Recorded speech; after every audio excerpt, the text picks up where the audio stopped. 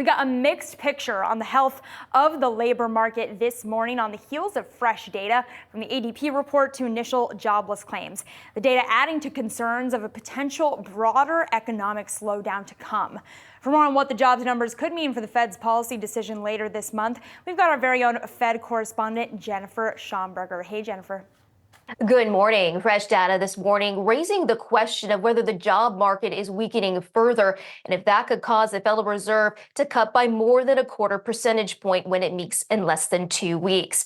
Private sector data on the jobs market this morning, ADP, showed 99,000 jobs in the private sector created last month versus expectations of 145,000. That was the lowest level since 2021. All of this showing more cooling than normalization. On the flip side, jobless claims still looking good, clocking in at 227,000 versus expectations of 230,000. So not at levels associated with a recession. Today's data painting a picture of cooling hiring, but not firing.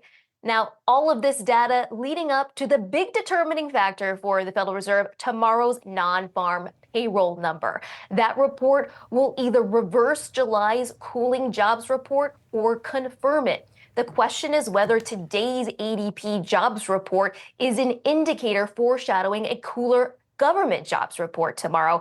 And the history and track record for ADP has been split on that. Right now, economists do expect the job market to rebound for the month of August. Expectations are for 165,000 jobs to be created in the month of August versus 114,000 in July, though both are still below the average monthly gain of 215,000 over the prior 12 months. Meanwhile, the unemployment rate expected to tick down to 4.2% from 4.3%.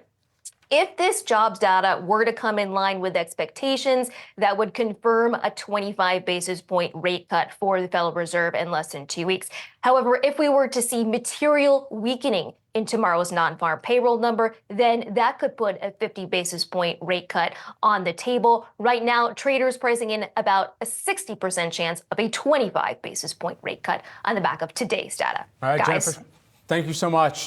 Breaking this all down, continuing to track the economic data coming out and how it's going to influence that mid-September meeting for the FOMC.